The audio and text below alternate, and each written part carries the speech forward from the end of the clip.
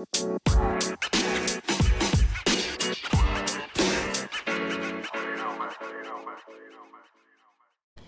we go, welcome to 31 Now. Hey everybody, today we've got my really good friend, Shilpa. I just want to make sure we capture that on the start. I don't want to put in the normal intro, I want to put that. That is spot on, I love it. So I've got my really good friend, Shilpa, here today. Would you like to introduce yourself? Hi, as Mel said, I'm Shilpa Bhim. I'm the founder of Glowreel, which is all about elevating and celebrating women from diverse backgrounds. Professionally, or like my professional career, I work in public policy. I'm of Indian descent. I grew up in New Zealand, but have been living in Australia for a long time, like 8 or 9 years, officially a citizen, so that's exciting. Oh yeah. Love that. What else do you want to know? Love to drink coffee. Arian made me a beautiful iced coffee, so thank you for that. You're welcome, you know. If you want to be a guest, just know that this free tea and coffee comes with this. Also partial to a rosé, just for future reference. Look, post-episode, you've seen my fridge. This is true.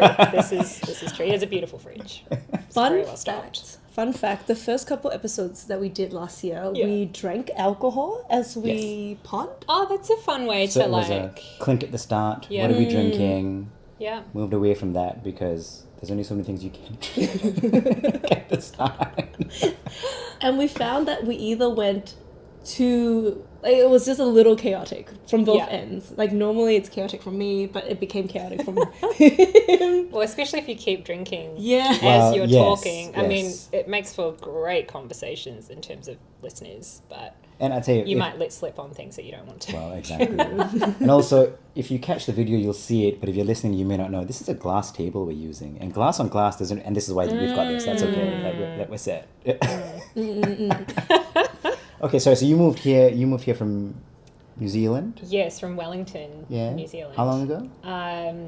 In 2015.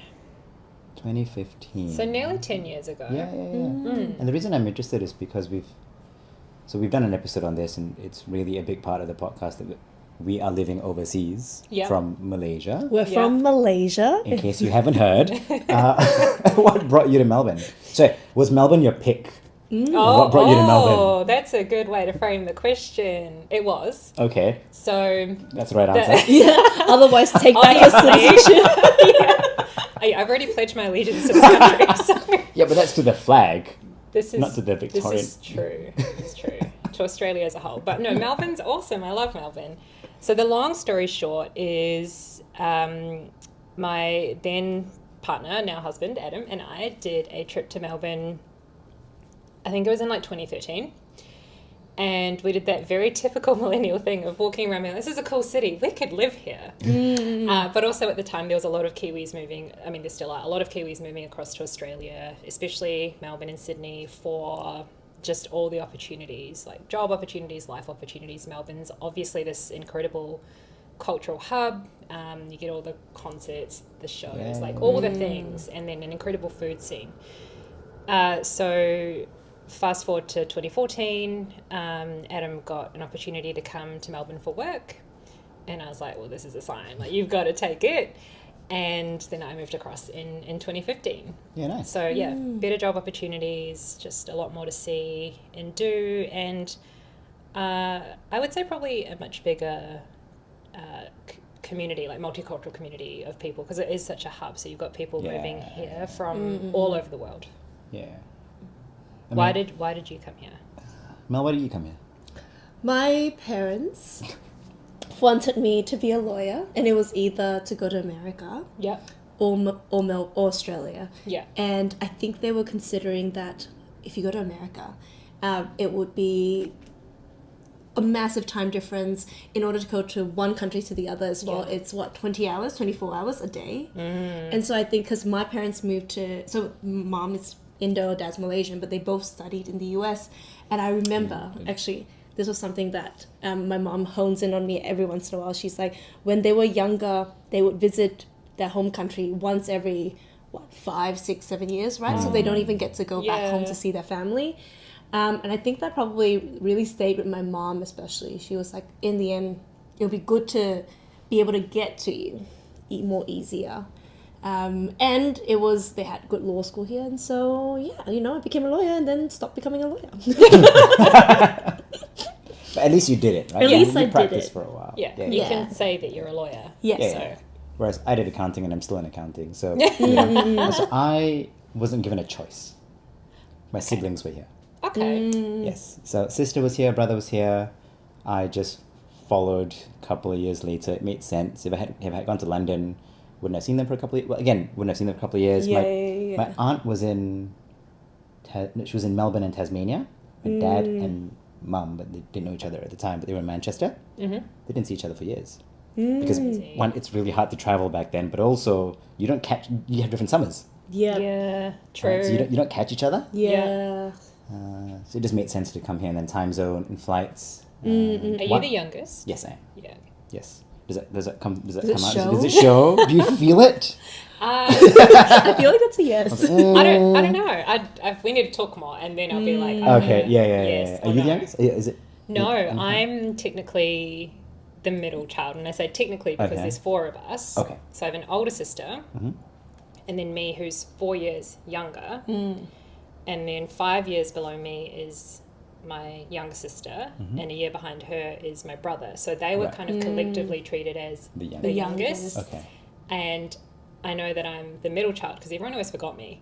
Okay. So yes. I thought you were going to say because you're the problem, but No. Oh, you're the most independent. I was the one who was, like the diplomat, always diffusing all of like the various situations, but also the forgotten child, which at the time as a kid I was like, why does no one remember that I exist? But as I got older I was like, actually I'm not so mad about this because it's kind of peaceful, just be on your own, just doing your thing, and people aren't bothered about what you're studying or like when you're going to get married. It's kind of nice in the end. So I wonder, what was your relationship like then with your parents, being the middle, I guess, daughter in a way? Middle daughter. Yeah. It was fine. Yeah. As in, you know how I think a lot of the people that I know who, if they're middle children, they're more, they're more they act independently. They probably don't have, like, if you ask them if they're like the mom or dad's their favorite, they're like, oh no, like they would probably say they're friends. I'm closer to who they are if they're middle children. Yeah, interesting. I think if you'd asked me this question 10 years ago, I would have a very different answer to what I do now. So I think probably when I was a lot younger, probably some of those same reflections that you just shared, Mel. But now as an adult and someone who doesn't live in the same country as their parents, we have a really great relationship. So yeah, but yeah, I think probably when I was younger, out of me and my older sister, because despite me being like the middle child, if you grouped the 4 kids into groups of 2, it was me and my older sister and the other 2. Probably, I was the one who wanted like more independence, wanted to like carve her own path, do her own thing.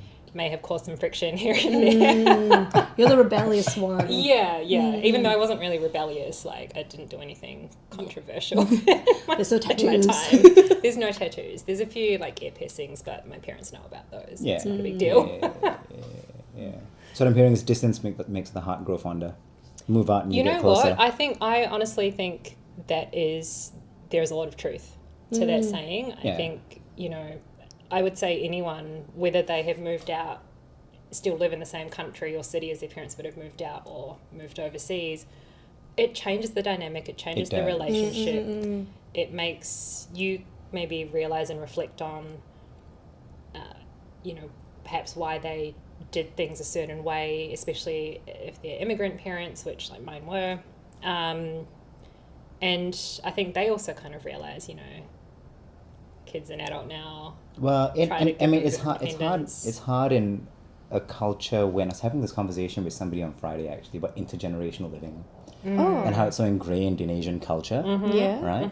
And so my family stayed together for the longest time until last July or so, my sister moved out. Yep. She's 38 Mm-hmm, this year. Yep. And so my parents are alone for the first time in 38 years. Right. That's hard. Yes. But are they loving it?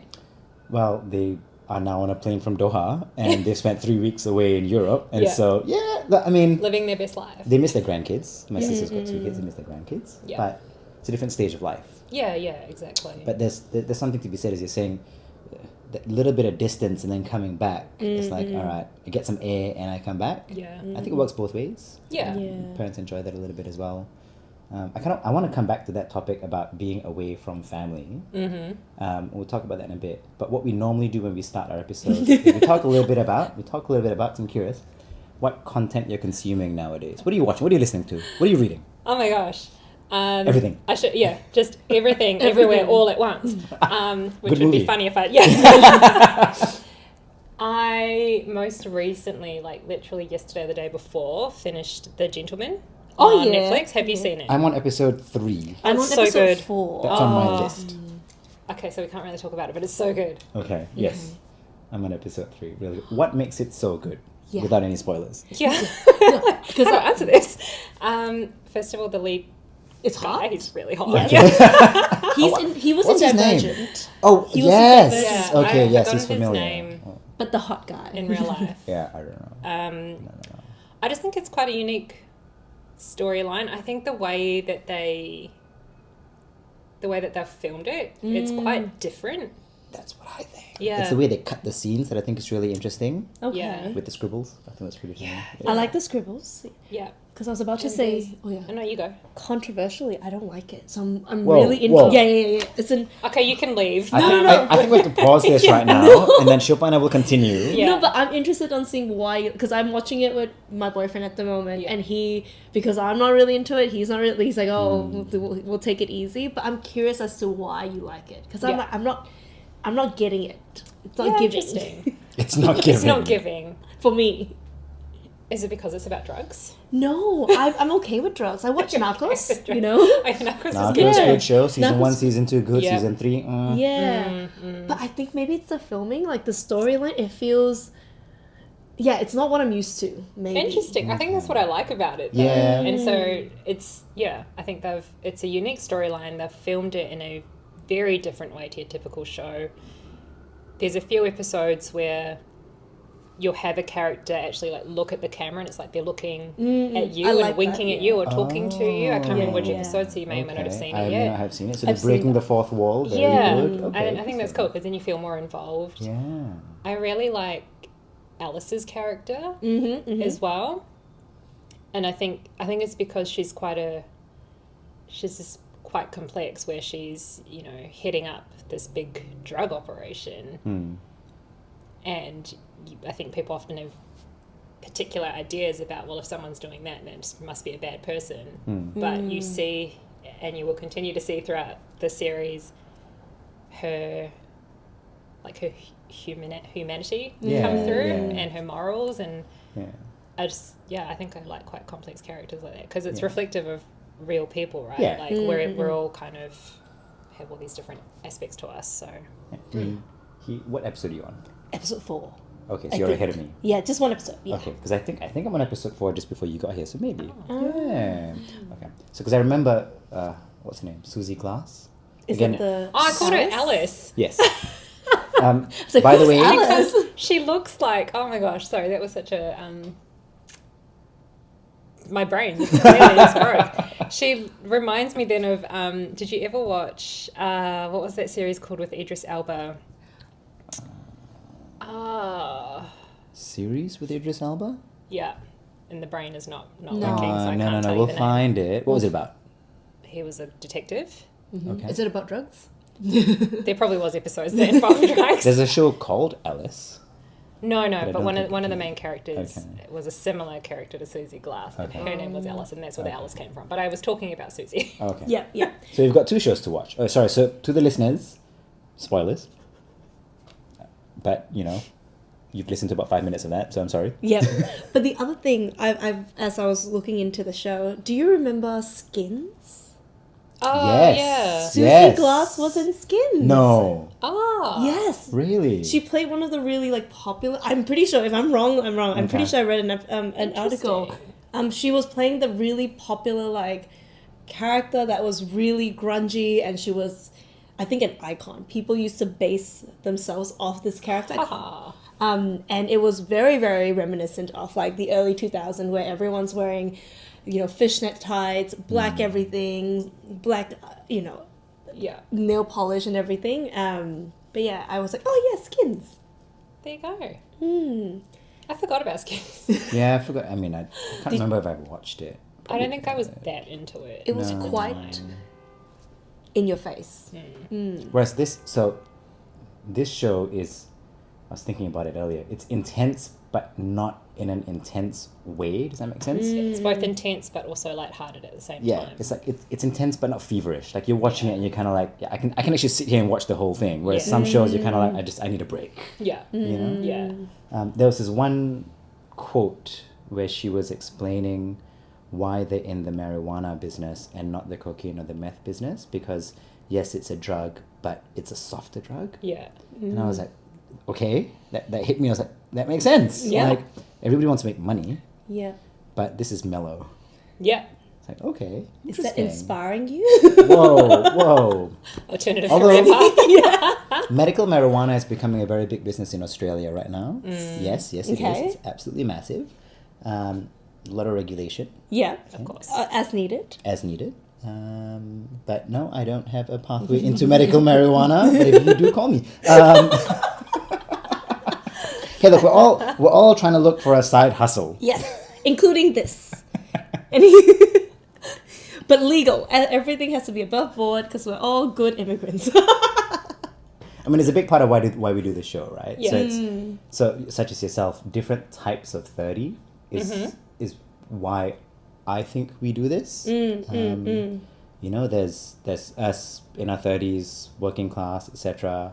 But then there's people who have Glowreel, a podcast, a family, dual income, no kids. Like, there's 3 dogs. I mean, whatever it is, right? Right? I don't know. I don't have pets. Right? Cats. Some people have cats. Some people have cats. I'm a cat person myself. Yes, I don't have a cat hidden in the room. Don't worry. I'm a dog person, just for the record. I agree. Dog. I don't have an aversion to cats. I just prefer dogs. Do you have a dog? No. Okay. Because at the moment, I still want the flexibility to move around and travel. It's hard. Yeah. I thought about getting a cat, but then I realized I'm never home. And so look, cats the are cat very would probably comfortable. love it. So cats are very comfortable when you're not home, but not when they're like really young. Yeah. Oh, yeah, true. They still still need. Yeah. And like, I just, again, I don't know. I want to be able to go out of the house whenever I want, come back at 2 a.m. or not. We'll see. See where the night takes you. But so going back actually firstly to that family question. Yeah. Coming out of an episode that we were filming last week, our most recent episode, we're talking about how, I have realized that maybe I don't have the right skills, conversational skills to talk to my parents, especially now that I've lived away from them for like 15 years. Mm-hmm. And I started asking this question to my colleagues and friends, like, how do you build your relationship with your parents? But I think it's quite different when their parents are still in the same country, right? So given that your family's still in New Zealand, I wonder, how do you actually ensure that you continue to build a relationship with your parents, even though you're like X miles away from them? Yeah, it's a good question. Video calls, lots of video calls. And I know everyone has very different experiences growing up, but for me, I always had my siblings, and so I didn't really share that much with my parents. Like, they obviously knew what was going on in my life, the big stuff, but I wouldn't just go home and be like, oh my gosh, so today I did this, and then I did this, and then this, I had that relationship with my my siblings instead. And I realised when I moved here to Melbourne that I had to actually shift and start doing more of that, because otherwise they really didn't have any idea of what was going on in my life, and that I always kind of assumed that they maybe weren't that interested in, me being like, oh, so today I went to this coffee shop and I got this coffee and then I did this thing. But actually it's a very small thing. It's a very basic thing, but that's the thing that keeps that connection. So, yeah, for me, it's a lot of mainly video calls because it's nice to be able to see them as well. And just sharing all the random little things as well as the big stuff, but just a lot of the random things. And, you know, if I'm not doing anything on a weekend, just being like, yeah, I'm not really doing much, just chilling at home, might watch The Gentleman, the latest episode that I'm up to, and doing it that way. And then also, as much as possible, like flying across and seeing them when I can as well. It's interesting. I feel like at the moment, it's similar to me. I feel like sometimes I share what's happening with me, but sometimes I actually have the biggest problem asking what's happening with them. Like, both of them, my parents are working, so I'll be like, how's work? And then they'll XXX. Yeah. But then I think I've got parents who are business owners, so when I ask what are they doing for the weekend, my dad will be like, I'm doing accounts. I'm like, accounts again? Like, they're always still doing work. To a certain point, I'm getting into the habit recently of calling them a little bit more often, but our conversations are 5-10 minutes, because they'll ask me questions like how's work? Work's great, blah blah blah, and I'll ask them similar questions, and I'm like, oh, I have no idea what I was talking about right now. Like, do you have the same problem, or do you have topics or conversations that you think were more relevant to your parents, and then your parents are like, yes, this happened, blah blah blah blah blah. Yeah, I think I've kind of been through that process as well. And then for me, it was about maybe realizing, and it wasn't just with my parents, just with anyone, not every phone call or conversation has to be an hour long. Like, it's okay just to, like, it's probably a sign that we're catching up regularly, which is a good thing, right? So it's okay if I, like, call, or if they call and it's like a quick 5-minute, hey, how's it going? Everything good? Okay, great. Talk to you later type of chat. Definitely we probably talk about, like, a lot of the same things as well. Like, how's your day? How's work? How's this family member? How's that family member? Are you getting up to anything this weekend?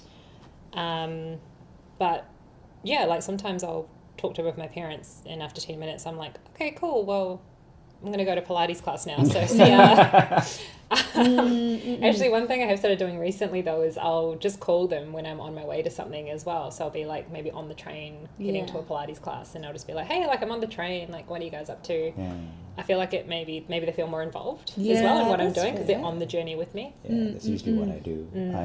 How I look at it is, and I don't know if you had this I think in Mel's family, my family, growing up in a typically Asian family, is you don't share a lot with your parents in the family. Yeah. And so I think about it of how did you break that barrier of not sharing or talking with your parents as adults? Yeah. Right? Yeah. And so I do the same thing. I call them when I'm in the car, usually in the car on the way home from somewhere. Yeah. And it's usually at an inconvenient time for my parents, I've noticed. And I respect that, and I should probably call them at a better scheduled time. But, you know, if they're at home, we'll talk. If they're not at home, we'll still talk. They'll be in the middle of dinner somewhere, because I understand the time difference makes it hard. But yeah, no, you're right. Like, I'm on the way home. We talk a little bit about where I'm going, where I'm coming from, what I'm doing this weekend, etc. Okay, bye. Yeah. It usually ends with when you're coming home, but still. Oh, really? What's your next flight? Oh, my parents have never asked me this question now. They just assume I'm always out. Oh. They're more like, are you home? No, okay. Yeah. That's pretty cute. Yeah. But that's interesting, actually. No, I you know, when you mentioned about, like, talking more probably personal stuff with my parents, recently I had this fight with my brother where he was like, you should just, so little sort of like TMI sharing. I'm thinking about freezing my eggs, right? And so I was talking to my brother about this, and my brother's like, you should probably tell mom and dad. I'm like, no, they're gonna be like, what's the whole point? Blah blah blah blah blah. And I knew he was right, because I've been on this journey of, I'm not sure what to tell my parents, how can I make them feel more involved in my life, and I got really nervous wanting to tell them this. I was like... Did you feel like you were going to get in trouble? Yeah, I was. And I'm 32. I'm turning 32. I'm not even 32 yet. But I was on the phone, and I was just trying to be super cash. I'm like, work's been good. I'm doing... Super cash. Kind of lead into the topic. Yeah. How do I broach this topic in this conversation? No, I was like, I'm doing dragon boating this weekend. I'm hanging out with friends. So I'm thinking of freezing my eggs. And my dad was like, okay. And then my mom said, oh, why? What's happening? And then she started shooting all these questions because it's not a thing in Malaysia. No, not that I'm aware is it of. not? No, it's not.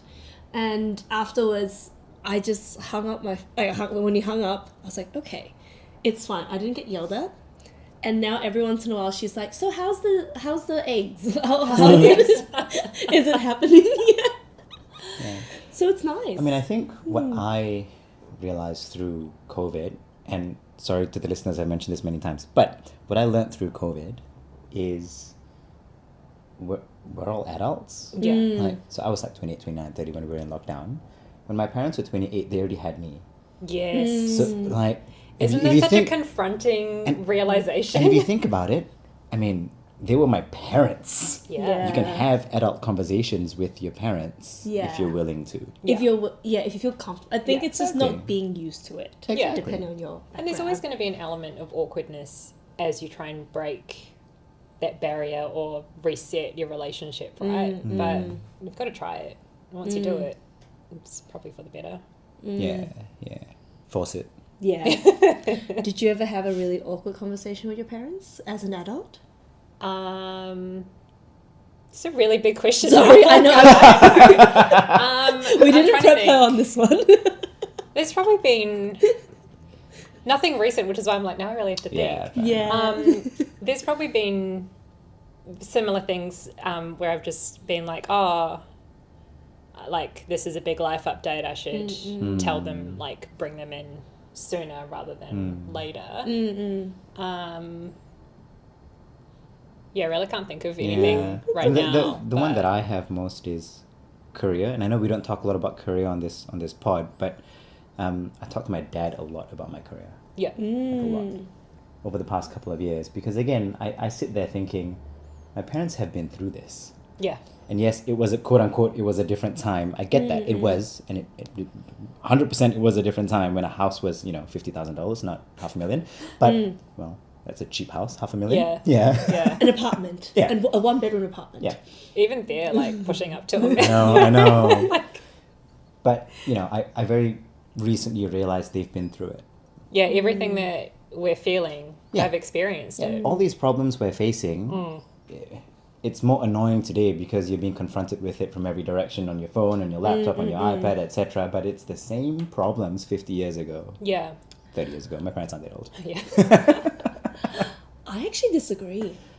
I had a conversation with a friend the other day when he was like, he doesn't think that given this day and age, because of how quickly society has progressed, that our parents are able to provide advice to us, but in the sense of I think depending on your parents' background, like my parents never worked in like a professional environment, a professional services environment, so whatever advice they give sometimes feels a little off for me sometimes.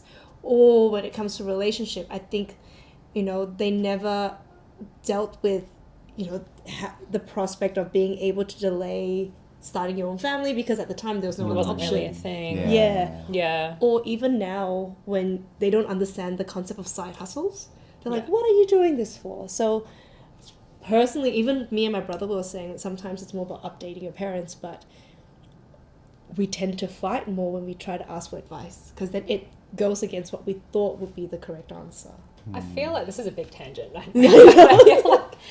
feel like maybe it comes down to more around going through a specific experience. So yes, our parents' generation probably doesn't, using the egg freezing example, probably doesn't fully understand some of that, like going through that process and some of the thoughts behind it, because it wasn't an option available to them. But I imagine that there are many, especially women from our parents' generation, who maybe did have that thought process of, if do I have to do this now?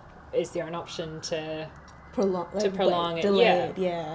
Or maybe they didn't think there was an option, but maybe wishing for the option to do everything all at once if they wanted to. So and you touched on side hustles. I want to come back to that a little bit on Glowreel, but my reflection on that is career advice was what I mentioned earlier, but it was in a time where instant messaging didn't exist. And so the problems we have are the same problems, except it's, I want it done now. Yeah. You don't have the liberty of waiting 3 days, or, there were emails, but they were, new. Now it's like on your phone, full frontal, non-stop. And and I can't remember what episode we mentioned it on, but I know that a bill was passed to allow employees to have the right to switch off in Australia. Yeah. That was couple months ago. December, I think. Yeah. And so, yes, head it in the direction of France. I like it. I don't know what's going to happen. It's not quite beneficial for the employers. But it makes sense when everything is happening all at once. Yeah. Everywhere. Everything. Everything, everywhere, all at once. Really good movie. Watch it. Love Michelle Yeoh. Michelle Yeoh is in it. Yes, would recommend. So, Glowreel. All right, so I want to know... Talking about, women of colour. Yeah, great segue. So, I love that. So, side hustles. Glowreel. How did you get into it? And actually, part and parcel of how did you have that conversation with your parents about it? I'm curious, but how did you get into it? I just the thing about how did I get my parents into it. I'm wow. How did I? So how did I get into Glowreel? So the year is 2020, and we're all kind of stuck at home. Anyway, there was just lots happening in the world, and I think, like many people, I was just kind of reflecting on what I'd done with my life so far and what maybe I was missing. And I had this moment where I was talking to a whole bunch of different women, female founders, for a different side project that I was working on, and they all happened to be women of colour. And there was 6 or 7 of them, and with every single one I connected with them on this point around how growing up in a majority Western or white country, whether that was New Zealand for me, Australia for a couple of these other women, and also the UK and America. So growing up, we didn't really see other people that looked like us, or that maybe had some of the same or similar experiences to us out there, like in mainstream media, for us to kind of be inspired from or to learn from. And I was like, I always thought that maybe that was just me that kind of felt that way, and I was just like, maybe it's because I'm a middle child, just just longing for connection. It's many other things that are wrong, so So it was this moment of realization of being like, okay, it's not necessarily just me. So I was like, well, what else can I do to maybe try and help other women, whether they're from my generation or younger generations or possibly older, who might also be feeling this way. And so I tried to see if there was maybe some other communities or publications that I could tap into and offer my skills. Had done a bit of freelance writing, hosted panels and things. So I was like, maybe I can just help out and help get that community feeling. I couldn't really find anything that was quite fit for purpose. So I started my own. And that's how Glowreel was born. And it originally started out as a weekly newsletter that just spotlighted really cool women from diverse backgrounds who were doing cool things, which is very broad. But it was fun. I was like, wow, I'm really learning a lot about just how many incredible women there are out there who are doing awesome things. And oh my gosh, I wish I knew these people or could read these stories when I was growing up, because I feel like maybe I would have been inspired in so many other ways. And then it's since kind of grown into we really focus on spotlighting diverse women who are founders or community leaders. So often women who are really doing something that is changing the game for others. It doesn't have to be for other women of colour, just changing the game for others. And also just a broader community of really awesome women who love to get together and connect and make new friends. This is also how I met Mel. I did not know Mel. I was actually going to ask Glowreel. how Mel got involved. Yeah, so do you want to share the story? I saw an Insta ad. And that's it. That's it. So the marketing is working. Yeah, exactly. Yeah, so basically Mel sent an email just being like, I'd love to be a part of this. And I was like, okay, cool. Like, where in the world are you? Which is a very valid question nowadays. Yeah, because I was like, this woman could have emailed from anywhere in the world. Well, actually, I had a general sense from where we'd been targeting ads, But I was like, it could still be. Could be Sydney. You can check the clicks. Yeah. And then she's like, oh, I'm based in Melbourne, Australia. And I was like, oh, me too. And at the time, I think we were between lockdowns and things were opening up. So we were like, why don't we meet? Oh, nice. And it was just going to be probably like a half an hour coffee just to, for both of us to kind of get a sense of who each other was and suss out if, one of us is totally crazy. Mel could have been a murderer. Could have been a Dharma situation. Yeah, I could have been slowly poisoning you throughout the years. Exactly. So I just had to make sure that wasn't going to happen. Fair enough. I gotcha. But we kind of clicked right away. We ended up chatting for like many hours, and just kind of joined the team from there. And here we are. Yeah. Representing the purple. You're representing it. I am wearing purple. Do you know what? I didn't wear purple. And I just didn't think about it. That's all right. But then we had other stuff going on this morning, so it's been a day. Yeah. So how big's the community now? Oh, we have like over 10,000. Yeah, wow. Like over 10,000 women of colour and allies who are like a consistent part of the community, whether that's through our newsletter or on social media, and then obviously people coming along to events. But it is also somewhat of a global community. So we have people, originally when I started out, I was like, oh yeah, it'll mainly be people probably in Australia because that's where I am, and then New Zealand because obviously you tell people that you know, and I'm very grateful for this. They, support and show up.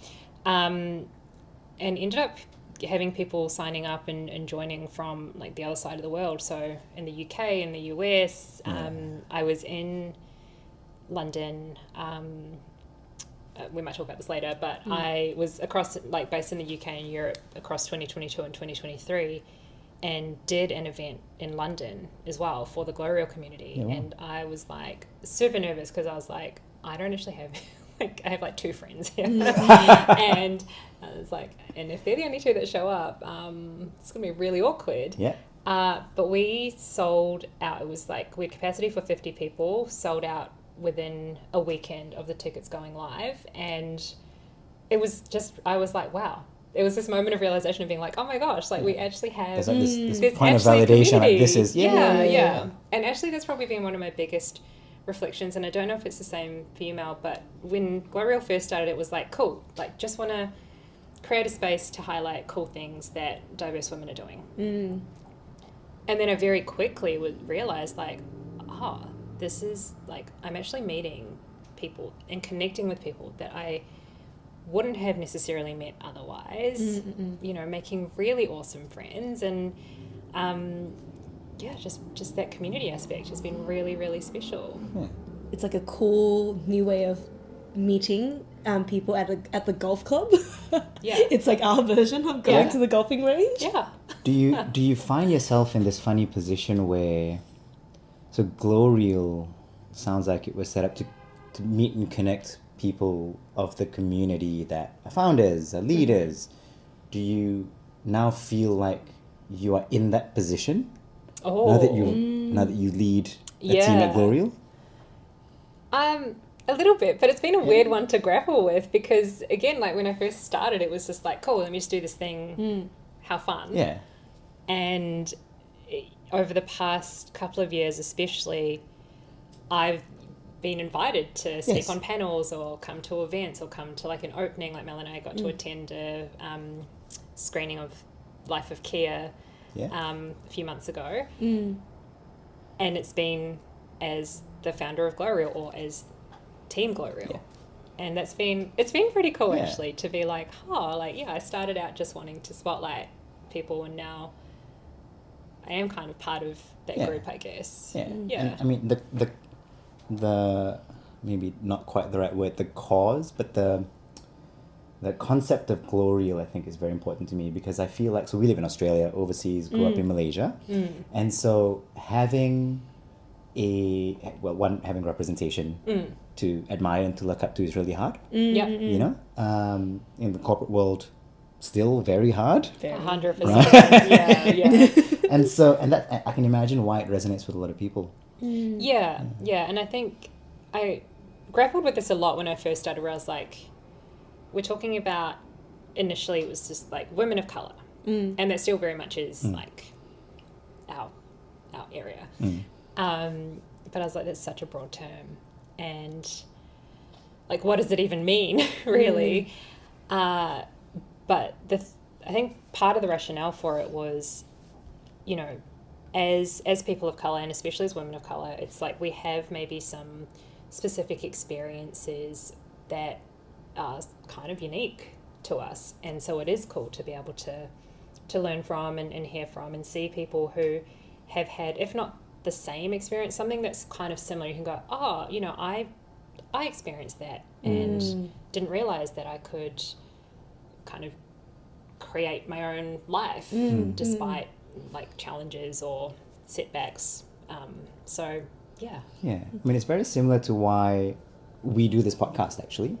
Different types of 30. And I feel like, you know, if we have something to share and somebody on the other side is listening to this thinking, oh, yeah, I feel that. Yeah. Right? And even like for me, I think my biggest actually takeaway from working with Shilpa for Glowreel is that doesn't matter if you think that you can't create anything, you can create anything and everything. I feel like as we continue to be part of this community, you realize how many more people are trying to find their own business, find their way through the world. They're not trying to be that typical 9-to-5 corporate. There's nothing wrong with that, but people are exploring. Yeah. And I feel like without those role models, you tend to be a bit scared of venturing out of what you think you should be doing or what's comfortable. Yeah. So yeah, that was my biggest takeaway after all these years. And I still find it really inspiring whenever I see new businesses pop up, like someone who's trying to, you know, encroach into a business that's generally dominated by males or white males. Yeah. It makes me feel more powerful than what I probably would have felt like just reading traditional media. Yeah. Yeah, 100% agree. And it's like, you also don't realise how many different people are out there doing their own thing until you actively start looking and engaging and you know, joining up to the Glowreel community to access curated information and resources and connections. And how do we find you? We are online at www.glowreel.co and also on socials at glowreel_co. And Glowreel is spelled GLOWREEL.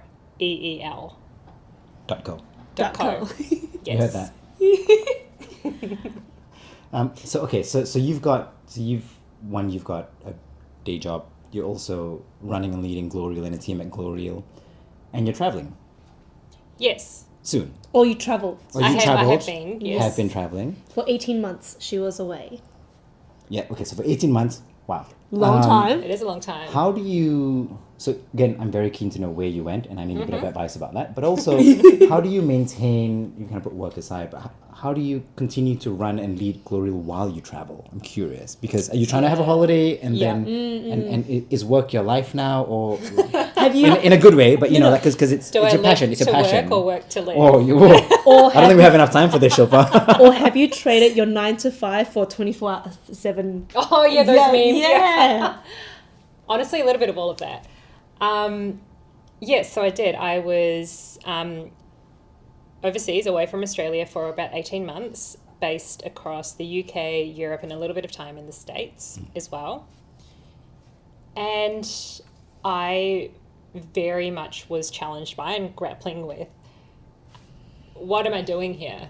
For the first 6 months, I was like, I don't understand how to structure my days. I don't know how to balance this. I'm in a new country. I just want to travel and explore, but also I am working at the same time. And anyway, eventually I got there.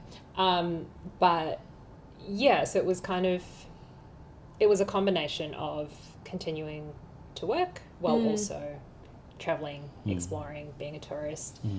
For me, the structure that worked was effectively treating the weekday like a normal working week and roughly working a 9 to 5, but with a bit more flexibility to be like, oh, there's this thing on at lunchtime, so I'm going to go experience that, and then I'll come back and make up the hours later.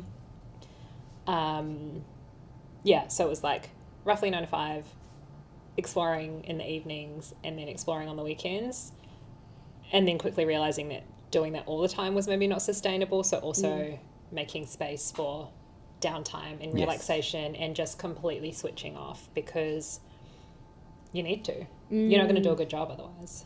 So, and I imagine, right, everyone, even myself, have thought of going overseas for a big period of time where you're either like traveling nonstop, like traveling for a year, a gap year, or you're working as you're traveling. We obviously know the highs, like getting to see different places, experiencing new foods, new culture. I'm always curious on what are the lows or what are the challenges apart from finding structure. But were there moments where you felt that, were there moments you're like, oh, none of the highlight reels from other people's Insta or like stories. It's not real life. It's not real life. Yeah. Didn't Instagram versus reality. Yeah. I mean, yes, always. There's highs and lows. I think some that were specific to my like situation and experience of both working and traveling. One was like we were living out of our suitcases, which is actually super fun, and it does make you regroup on what you have and what the purpose of it is and how much stuff do you really need. But also it is challenging when you're moving from place to place and like your whole life is in suitcases, and it does get a bit tiring after a while. So that's probably one. Another one, which is specific to Glowreel, and you kind of asked this question just before as well, Ariane, was sometimes it was challenging trying to line up calls or conversations or interviews or events and not being in the same place. So there was a lot of calls with Mel and some of the team here in Melbourne for some of the events we were doing, where I would be like, it was dead like asleep. It was like super early in the morning, and I would be like, I feel like I'm not being a very good contributor to this call because I'm half awake. So that was, look, it was a challenge, but also I was very happy to do it because like obviously it's my thing, and it was all fun. Like it was really cool. I was gutted to miss out on like the events that were happening in Melbourne when I had FOMO. I feel like I'm organising this, but I'm not there. But it's fine. It's just part of the situation. Did it teach you how to let go a little bit? Yeah, I had to. Yeah, I mean, you had to, right? I genuinely had. Yeah.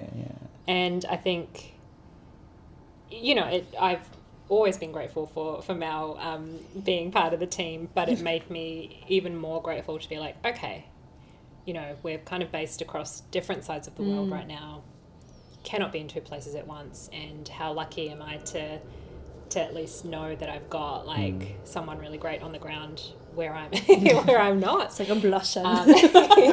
So yeah, you do have to just sit back and just trust like your team and trust who you're working with and roll with it. I mean, especially as the community continues to grow. Right? And I mean, as you say, you've got there is a big part of the community that's overseas. Yeah. Right? And so on the flip side, if you're based in Melbourne and events are being run over there, you're kind of, well, can't be same there thing, either, right? So it'd be nice, but it's just expensive. So actually, what I'm really glad that you said was that so let's say you were traveling for 18 months and but you treated work, and let's call this work, right? You treated it like a work day structure. I think we glamorize the I'm a business person, I can work whenever I want vibe. It's not, I get it. But if you work whenever you want, you're going to be working 24/7. Exactly. Yeah. Right? I'm a big proponent of maybe not 9 to 5, but I like the structure. My friend said this the other day when I was in Sydney. So I think it was Anzac Day, it was a Thursday, and I needed to do a bit of work. And a lot of people will say, but he runs a business. So to him it was, all right, how many hours, so you're going to plug in for 2 hours? I was like, that's a great way to think about it. Yeah. I'm going to plug in for 2 hours, and then I'm out. Yeah. It's a great way to think about it, right? Because you structure it. And it's not to say that you don't continue to think about Glowreel and other stuff as you go up through your day, but I flipped Yeah. Yeah. Right? From work mode to life mode. Yeah. Right? Yeah. Which I think a lot more people need to get. Yeah. Yeah, I think you're absolutely right. Like, we do all kind of go, oh, if you're an entrepreneur, like, you can just do what you want, when you want. And actually, I think probably the secret for a lot of people is that routine and structure piece.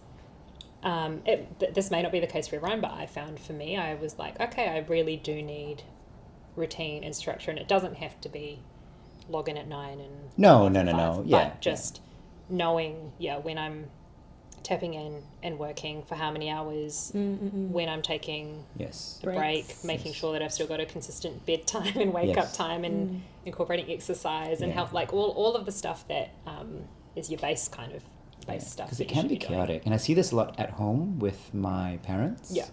So they are approaching retirement, but they have to do a lot of papers. But as I mentioned earlier, so my sister stayed at home. Well, the whole family stayed at home for the longest time, but my sister was at home with her 2 kids and her husband. Yeah. And so it's nice to have the grandkids around. I'm sure it is. Fantastic. But also, it's needing to do work or read papers in the middle of life is really hard. Yeah. Because you're you're scrambling to find the time. And I always tell my parents, Dad, you just need 2 hours in the day. Go sit in the office, get what you need to get done, and move on. You don't think about it. Yeah. Life gets in the way. I get it. But I've seen it. I've physically seen it. And I'm like, you just got to sit down. Yeah. just do it. Have to sit down and do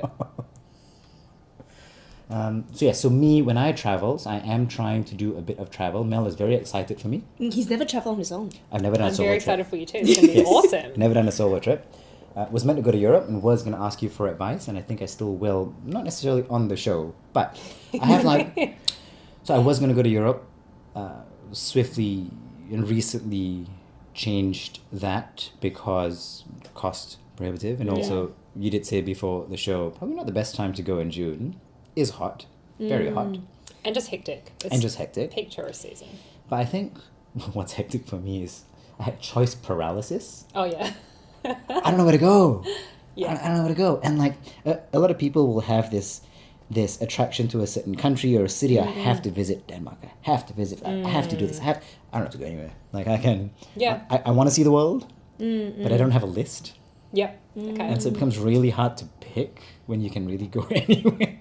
Which means you should just go everywhere. Yeah. I can't do it all in one trip. But you can. Right? But you could if you took 18 months off. a chunk of time off.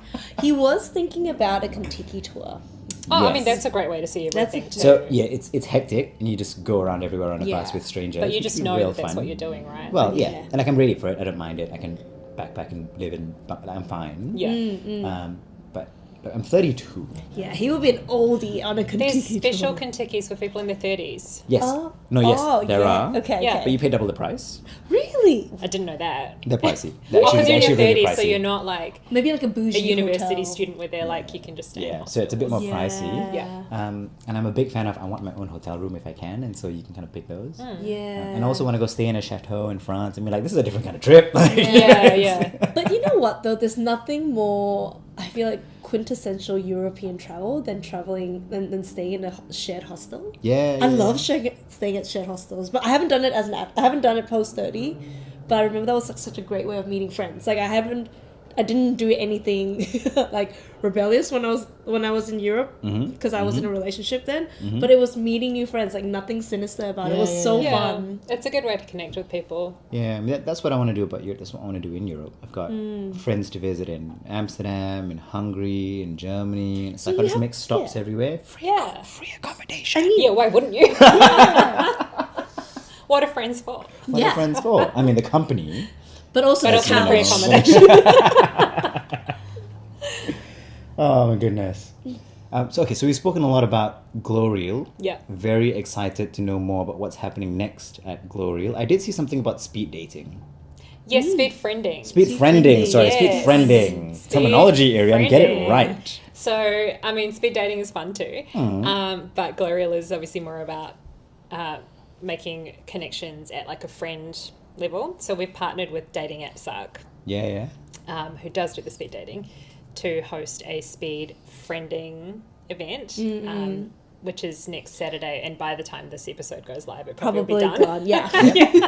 Is it the first time you're doing it, or is it recurring? This is the first speed friending event that we've done, and Mel sparked the idea because we've done a few kind of casual get-togethers and panel events, and one of the key things that has been coming out of it, or that we've been hearing from people or seeing from people, is these new connections and friends. So we did a lunch meetup late last year, and from that, the girls that came have since, like, I've been seeing them going out to like different shows or like out to the clubs on a Saturday night. Like, they all kind of grouped together and now like their own little friend groups. It's really cool. So this is another way of making new friends. Yeah, amazing. Yeah, so definitely moving more into, I think, events and real life connections. I think there's something better about meeting people and doing things in person as well. I guess it breaks down that literal screen barrier, which creates like sometimes awkward pauses or silences. So you're on mute. Or just someone freezes and they don't know, and they keep talking, and everyone else is like, oh, this is awkward. So but on the flip side, you get puppies and dogs on calls. Oh my god! And so, but you could also get them in real life. Well, I suppose you can pat a puppy rather than just see a puppy. True. That's true. Yeah. So yeah, that's definitely kind of on the horizon. Well, happening already. And so, well, look, on the horizon. If it's successful, when this does come out, if there's the next one, we'll let our listeners know. Amazing. Thank you. But until then, subscribe to the newsletters. Yes. Subscribe to the newsletter. I'm subscribed to the newsletter. Yes, that's how I know. Yeah. Oh, thank you. An ally. We love allies. We love our ally friends. So a big part of Glowreel, right? When I think about it, I think about, so let's say I'm somebody looking to join the community. Sometimes I think about some representation, someone to look up to, advice. Yep. A lot of it, I feel a lot of it's advice. And so a big part of what we do on this show before we round out is, we ask our guests, what if you had one piece of advice that you would give to your younger self? And, that could be maybe not last week. That could be a couple of years ago, could be 10 years ago, could be when you were 7, whatever it is. Yeah. If you had to give one piece of advice to your younger self, what would it be? That was a beautiful segue. Yeah, I was I'm very impressed. I was thinking we needed to wrap up this episode. I was like, oh, he's wrapping it up. Yeah, it's fine. It's doing great. So my one piece of advice is, it's like 3 tips rolled into one. Yes. It flows really nicely, I think. So my one piece of advice to my younger self and to everyone out there is, don't doubt yourself, back yourself to win, and just do it. And I think that applies to various life situations. I like that. Yeah. I like that take the leap mentality. Yeah. The worst that can happen is like that someone says no, or that maybe it doesn't work out the way you wanted it to. But if it does work out, like, you've lost nothing. How do you get past the for a lot of our listeners that, let's say there's no safety net. Yeah. And you take the leap. Yeah. And you fall flat on your face. Yeah. And yes, you can keep going. There's an element of perseverance and hard work and, talent as well. You need to know when you're in the wrong area. I get that. And you can keep going, but it can get tiring. Yeah. And if you keep falling, how do you get past that? Oh, it's a big question. I think it's really important to have a good community or support system around you, and maybe that is there's still a safety net in some way, shape or form, but I think you need to try and surround yourself with the right people, or even just one person who can help you, if you're falling on your face, help you get back up, or if you keep falling and maybe you can't see that maybe it's time to quit, because that is an important skill, I think, is also, yes, persevering and pushing through, but also knowing when it's time to call it. So if that's something that you're maybe not able to do or not comfortable doing, making sure you've got someone in your network that is your person that is like, hey, you know what, maybe it's time to quit or pivot, or Yeah. what if we do something else? Yeah. So I think that's probably and I can see that if they love you enough, they will tell you. Right. I'm glad you said that, because I think Mel, in one of the older episodes, we might have talked about sharing our goals or not sharing our goals. And I'm a big proponent of, I want to do this, and I'm sharing it with a small community, a small group of friends, because they're there to support you. Or they'll tell me, don't be stupid. Right? You know, but if you do it in silence, great, I get it. A lot of people do it in silence. It's fucking hard. It's hard. It gets lonely. Exactly. I'm kind of a bit of both, where I'm like, well, you want to kind of put your head down and focus whatever you're working on, whether it's a side hustle or something that's like personal life related, like whatever it is, you want to put your head down and focus. But I think, you kind of want to make sure you've got all your ducks in a row. You don't have to tell every single person. No, exactly. No, but take somebody on the journey with you. But even just one person that's a trusted person that you know is going to support you. And not just blindly support you, because you don't want that. You don't just want a yes man or yes woman. Well, like, yes, you exactly. want someone who... Tell me I'm wrong. Or tell me this is a really weird idea and how I can make it less weird, you know. So, I think it's really important. Amazing. Well, we've really enjoyed having you on the show. What a great chat. Thank you for having me. Yeah. What a fun time. Yeah. And to our listeners, I hope you enjoyed this episode, and we'll hope to see you, let you hear us soon. Bye. See ya.